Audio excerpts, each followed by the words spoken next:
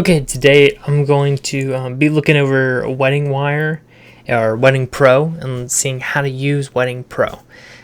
This is our storefront, so I work for a wedding venue called Local Arc, and we have kind of two sides of the business. We have a ceremony side and then a reception side. So I'm going to show you some of the things, and I probably haven't set it up the best way possible, to be perfectly honest. But I'm just going to kind of walk you through and kind of explain how we got everything and that we currently have. So you have your storefronts over here, you have your knot in WeddingWire, and then you just have the knot one. So you can have different specialized storefronts for different kind of things that you're trying to do.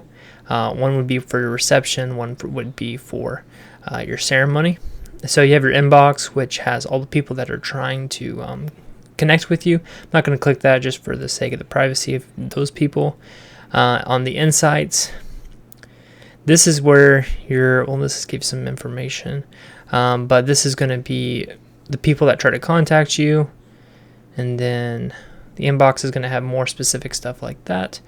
And then, so this is all on WeddingPro, and then WeddingPro is I don't know how to explain it necessarily, but it's the parent of the knot and WeddingWire.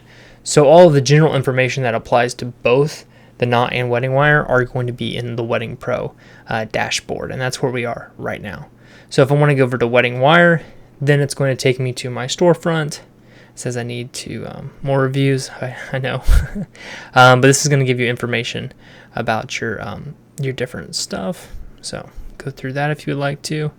Some of our reviews, and then you're able to kind of see what you're looking at up here. And then we have a bunch of unread messages.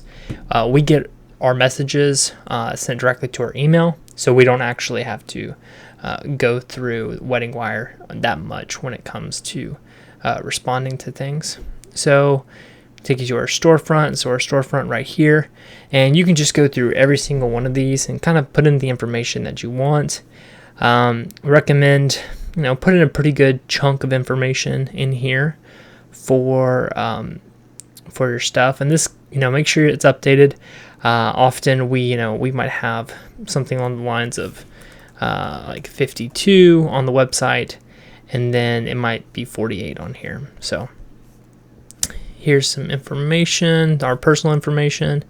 We can go to the storefront, so if you click that, it's going to open up a new tab, and then that's going to take you to the actual thing right here. So you're actually able to see exactly what it looks like for people who are searching for you. And then what's cool about this is you can request pricing, but you can also just visit the website directly, which is great, and takes you here. And then you go to weddings, stuff like that. So it says visit website. I might actually want to change the website to the exact page that I want them to go to, not just the home page. So that's something you can keep in mind. It's a good little feature. Make sure you have plenty of photos. Photos are super important. You want to make sure you have showcasing the property, but also happy people using the property is huge. Videos. I do recommend having a video. I don't know. We're about to get a new one. I don't really know what this one looks like. But videos are great. Definitely recommend having one here or on your website, on YouTube, wherever it is. Availability. We don't have any availability through WeddingWire. People have to contact us. And from there, then we're able to see if they're the right fit for us and kind of what that looks like. So each person is kind of vetted, and we kind of figure out who would be the best fit with their budget and everything else like that. So the events, we don't have any events right now. Pricing. So pricing is interesting. People can, you can see past weddings, and we can go through here and be like, okay, so this person did, XYZ, they had this many people, they paid this amount, something like that. We can add that information in here, which would be good for them. We kind of like to keep our pricing kind of on the back, and you can turn this visible to the storefront or not. And we don't really like to put our pricing out there just because it changes so much from peak season. So like a January in Monday, like a Monday in January, for the place might rent out for $3,000, $2,000 for the full day. And but if you have that same exact Monday, beginning of the month, whatever, in November, it might be $5,000. It might be $4,000. It might be significantly more, maybe even double. And it's hard to explain the value to that person. If it's like a Saturday in November or October, we're looking at probably somewhere between $6,000. So doubling the price to people seems kind of crazy. And sometimes it's kind of hard to explain that, hey, a lot of people want these dates, but not very many people want these dates. So it's just supply and demand. And that's kind of hard to explain to some people. So this is the owners having their information in here. Social medias. It's good to have all your social medias in here. There's actually a couple that are missing from us, so we need to put those information in there. We'll work on that. And then the WeddingWire button, we have this on our website. If you go to the bottom, I put it right here. I handle all the website stuff, but this is going to just be a little bit of information just to make people feel a little bit more comfortable doing business with you, seeing that you've taken the time to make this work. So going to the knot, you're going to have something very similar. We have 2 storefronts. One's going to be for rehearsals, and then bridal showers, parties, etc. And the other one is going to be more for reception venues. I probably haven't set this up correctly, to be perfectly honest with you. It probably need to have one for ceremonies and one for receptions, but it's kind of just the way it is right now. I'll probably update it in the future. But the people that contact us mostly through WeddingWire are not they don't respond, to be short. And the people that not typically respond way faster. So you have your different storefronts, and you have your different reviews on your storefronts, different leads, your dashboards, stuff like that. And you can cycle through your different storefronts with this over here. So yeah, pretty much. So click through 49, and this one is 100. But we had 1,100 visitors, and then this one we only had 300 visitors. So the click-through rate is actually way higher, 30% higher, whatever that is. So we're doing something, right on here. The people that actually get to the page actually enjoy the page.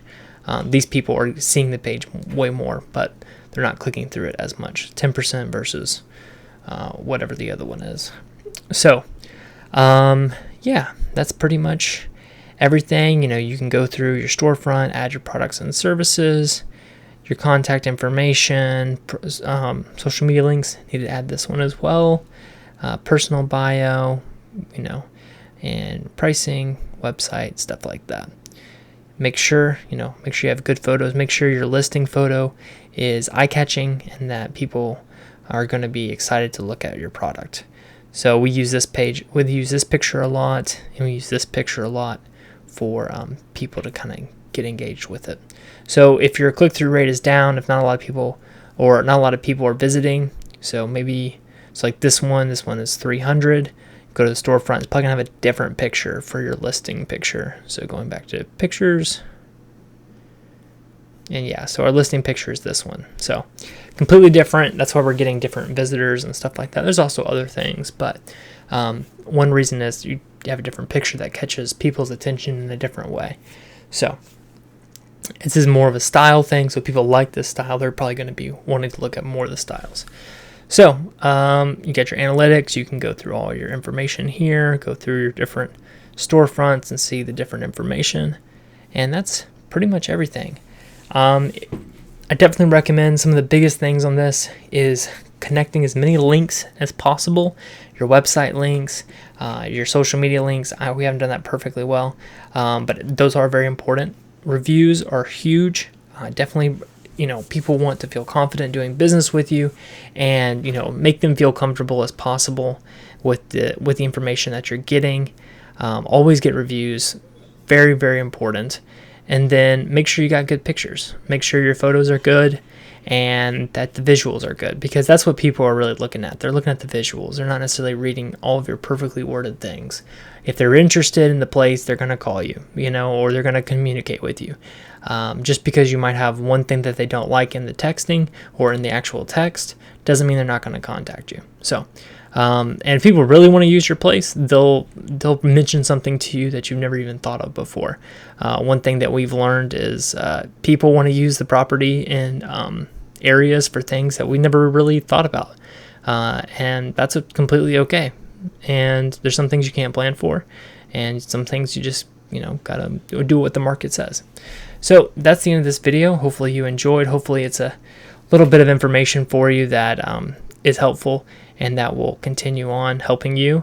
One thing I will say about the billing, not to get too crazy into it, I don't know what this is going to say, so I'm backing out, but WeddingWire is expensive. I think we spend about $1,000 a month on WeddingWire to have us at the top of the list for our area, and it's going to vary in price depending on where you are, but a lot of times you can negotiate the deal.